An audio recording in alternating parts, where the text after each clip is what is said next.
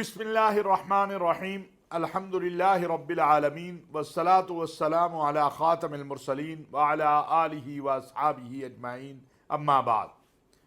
नाज़रीन व सामईन अस्सलामु अलैकुम व रहमतुल्लाहि व बरकातुहू।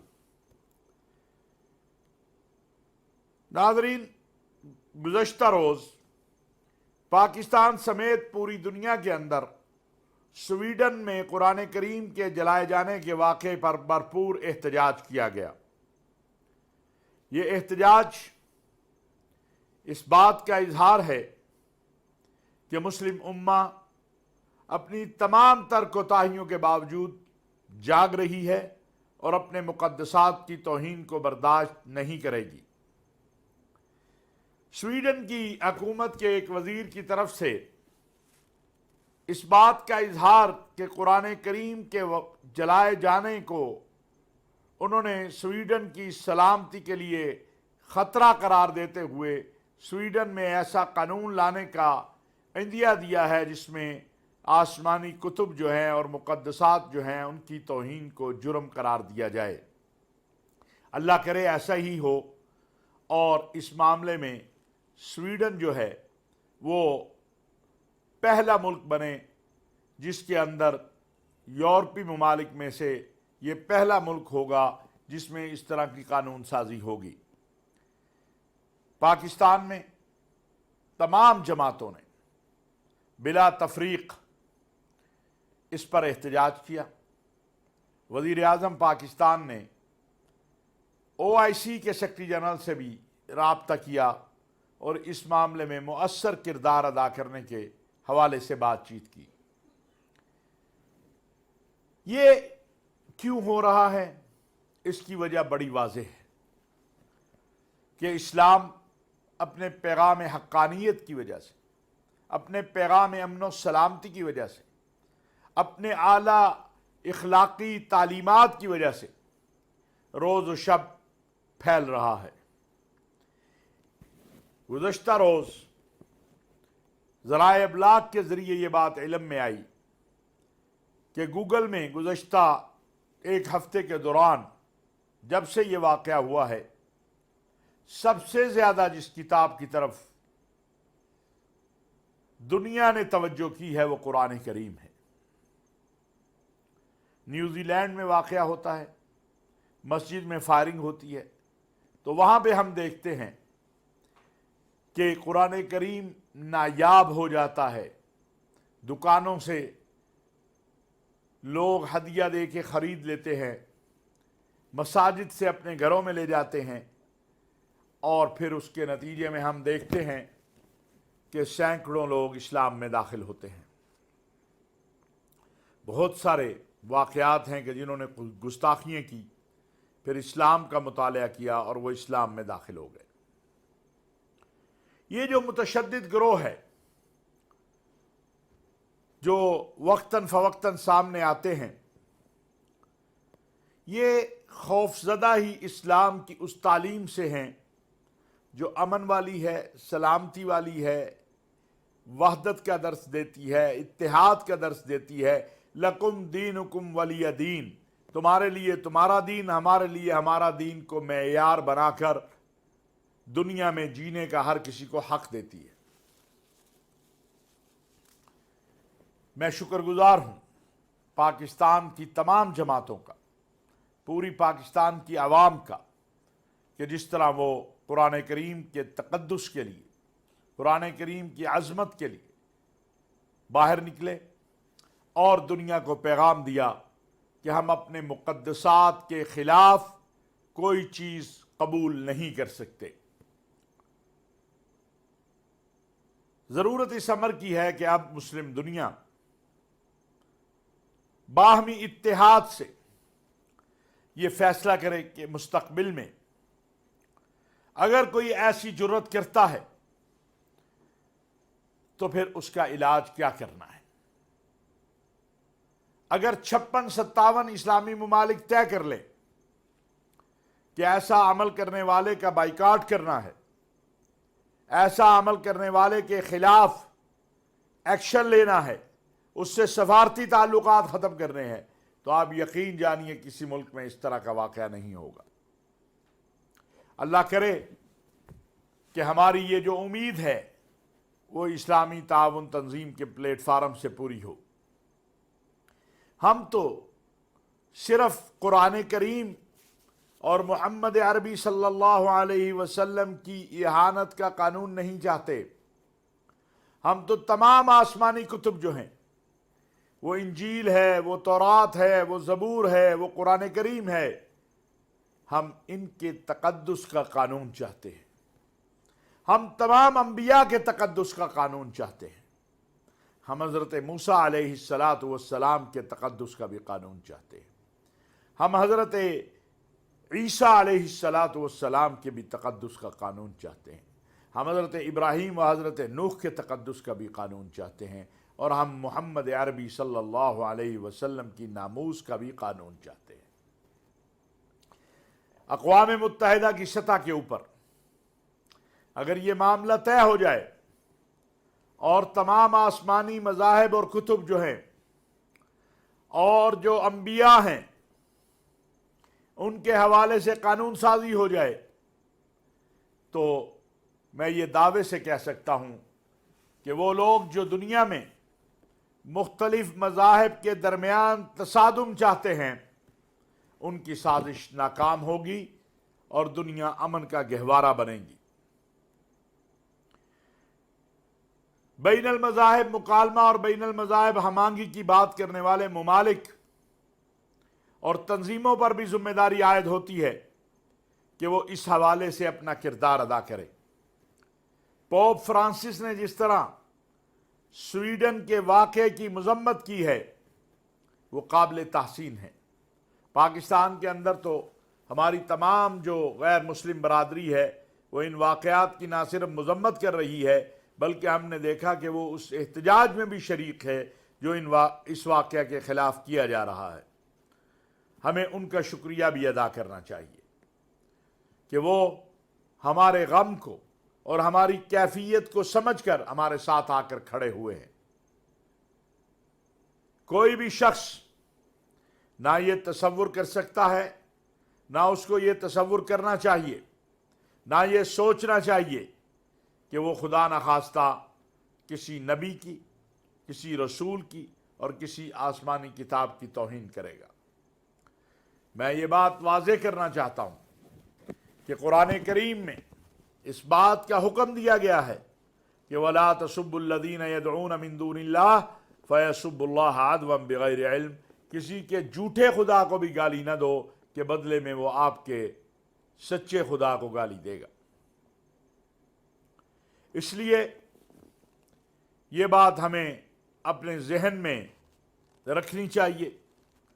ہمیں پرامن انداز میں احتجاج کرنا ہے، ہمیں اپنی زندگیوں میں قرآن و سنت کی تعلیمات کو لے کر آنا ہے، ہمیں قرآن کریم اور رسول اکرم صلی اللہ علیہ وسلم کی سیرت طیبہ کے مطابق اپنی زندگی کو بنانا ہے۔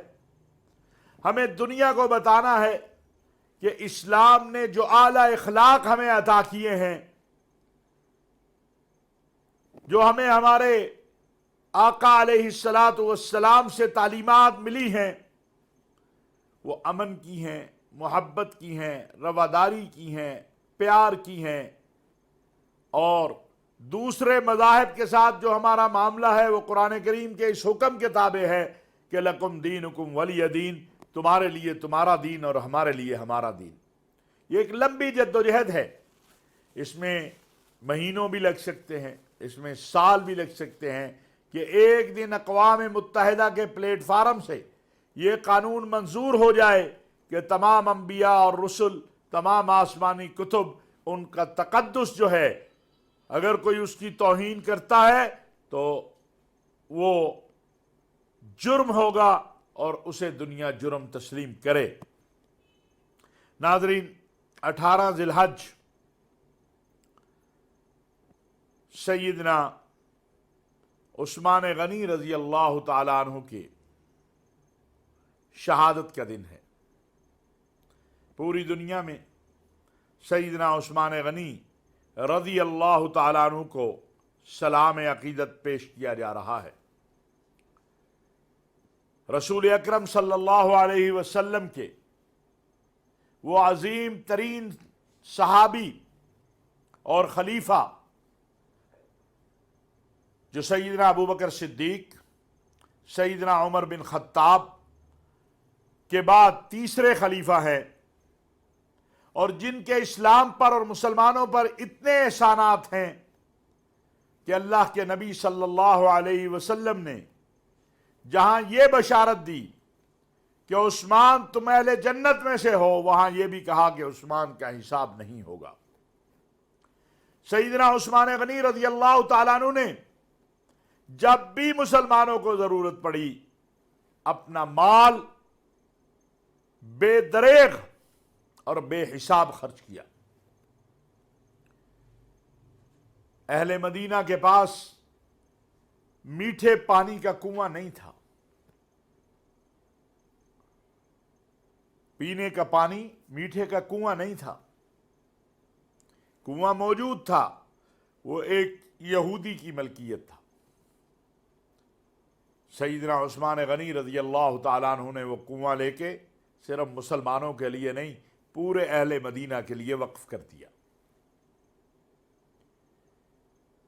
ایک مرتبہ تھوڑا قحط کے آثار آئے، جو غلہ لے کے قافلہ آ رہا تھا وہ سیدنا عثمان غنی کا قافلہ تھا۔ مدینہ منورہ کے تاجر سیدنا عثمان غنی کے پاس آتے ہیں، پہلے تو انفرادی طور پر آئے اور پھر اجتماعی طور پر آئے کہ عثمان آپ کا غلہ، مثلا میں ایک مثال دے رہا ہوں، کا قافلہ 50 لاکھ کا ہے، ہم اسے 5 کروڑ کا خریدنے کو تیار ہیں۔ سیدنا عثمان غنی رضی اللہ تعالیٰ عنہ نے فرمایا کہ مجھے اس سے زیادہ دینے والا ہے، جو بھی آتا آپ اسے یہ فرما دیتے۔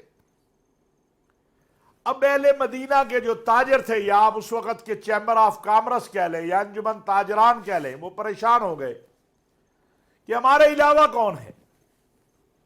جب غلہ مدینہ منورہ پہنچا تو آپ نے فرمایا کہ یہ اہل مدینہ میں تقسیم کر دو، اور ان تاجروں کو کہا کہ تم سے زیادہ مجھے دینے والا اللہ ہے، اللہ ہے۔ آج میں یہ بات عرض کرنا چاہتا ہوں کہ یہ جو تکفیری اور خارجی گروہ ہیں، یہ آج نہیں، اس وقت بھی انہوں نے تہمتیں لگائی۔ تہمت کیا تھی؟ کہ آپ اقربا پرور ہیں، اور ظالموں جس شخص نے سب کچھ اسلام کے لیے وقف کر دیا ہو، جس نے قرآن کریم کی طباعت کر کے 3 قرآن کریم کے نسخے بنا کر پوری دنیا کے مختلف حصوں میں بھیجے ہوں، جس کو رسول اللہ صلی اللہ علیہ وسلم بشارت دے چکے ہوں جنت کی، جس کو یہ بشارت مل چکی ہو کہ اس کا کوئی حساب نہیں ہوگا، اس عثمان غنی پر یہ الزام لگا کر کہ انہوں نے اقربا پروری کی ہے، معاذ اللہ، ان کے گھر پر حملہ آور ہو گئے۔ 40 دن تک آپ کے گھر کا محاصرہ رکھا گیا۔ وہ عثمان جس نے پورے اہل مدینہ کو پانی مہیا کیا، اس کا پانی بند کر دیا گیا۔ وہ عثمان جس نے پورے اہل مدینہ کو غلہ فراہم کیا، اس کا کھانا بند کر دیا گیا۔ لیکن قربان جاؤں سیدنا عثمان غنی رضی اللہ تعالیٰ عنہ پر، انہوں نے حکم دیا کہ میں اہل مدینہ کو، کہ میں مدینۃ الرسول میں خون بہتا ہوا نہیں دیکھنا چاہتا۔ لہذا جب سیدنا علی کرم اللہ وجہہ نے سیدنا امام حسن و حسین کو بھیجا کہ جا کے چچا کے گھر پہ پہرے داری کرو، تو انہوں نے یہ کہہ کے انہیں واپس کر دیا کہ میں تو مدینۃ الرسول میں ایک عام مسلمان کا خون بہتا نہیں دیکھنا چاہتا، میں نہیں چاہتا کسی کو میری وجہ سے تکلیف پہنچے، آپ تو میرے نبی اکرم صلی اللہ علیہ وسلم کے شہزادے ہیں، آپ کو کیسے میں تکلیف پہنچتے دیکھ سکتا ہوں۔ اور پھر ہوا یہ کہ آقا دو عالم صلی اللہ علیہ وسلم کی زیارت ہوئی۔ فرمایا عثمان اگر جنگ کرو گے تو فاتح ہوگے، اور اگر جنگ نہیں کرو گے تو پھر آج افطار ہمارے ساتھ کرنا۔ سیدنا عثمان غنی رضی اللہ تعالیٰ عنہ نے عرض کی، یا رسول اللہ، میں افطار آپ کے ساتھ کرنا چاہتا ہوں۔ اور پھر وہ بلوائی آپ کے گھر میں داخل ہو گئے اور آپ کو شہید کر دیا۔ جس وقت آپ کو شہید کیا گیا، آپ قرآن کریم تلاوت کر رہے تھے اور آپ کے خون کے قطرے اس آیت پر گرے، اس قرآن کے الفاظ پر، ان قرآن کے الفاظ پر گرے، فَسَيَكْفِيكَهُمُ اللَّهُ، میرے لیے میرا اللہ کافی ہے۔ اور مدینۃ الرسول میں محمد عربی صلی اللہ علیہ وسلم کے تیسرے خلیفہ کو ان لوگوں نے جو اسلام کا نام لیتے تھے، جو دین کا نام لیتے تھے، جو قرآن کا نام لیتے تھے، ذی النورین کو ان لوگوں نے شہید کر دیا۔ تاریخ گواہ ہے کہ آپ کے قاتل برے حال میں دیکھے گئے۔ شام کے بازار میں ایک شخص جو ہاتھوں سے لاغر تھا، قدموں سے لاغر تھا، زمین پہ گھسیٹا جا رہا تھا، گھسیٹتے ہوئے کہہ رہا تھا، ہائے آگ، ہائے آگ، ہائے آگ۔ لوگوں نے کہا، او بدبخت انسان، ایک طرف تیری یہ حالت ہے جسم کی، تو چل نہیں سکتا، اٹھ نہیں سکتا، کھا نہیں سکتا، ہل نہیں سکتا، دوسری طرف تو آگ مانگ رہا ہے۔ اس نے کہا، میں ان بدبختوں میں شامل ہوں جنہوں نے سیدنا عثمان غنی رضی اللہ تعالیٰ عنہ کے گھر پر حملہ ان پر جا کر کیا تھا، اور ان کی بیوی کو میں نے تھپڑ مارا تھا۔ اس نے بد دعا دی تھی کہ جا، تیرے ہاتھ شل ہو جائیں، تیرے پاؤں شل ہو جائیں، اور تیرا ٹھکانہ جہنم ہو۔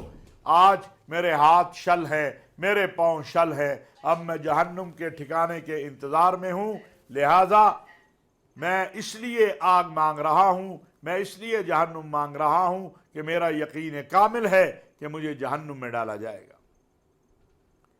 اللہ رب العزت اہل اسلام کو، مسلمانوں کو اپنے مقدسات کا تحفظ کرنے اور اصحاب رسول و اہل بیت رضوان اللہ علیہم اجمعین کے بتائے ہوئے رستے اور رسول اکرم صلی اللہ علیہ وسلم کی سیرت طیبہ پہ عمل کی توفیق عطا فرمائے۔ وما علینا الا البلاغ المبین۔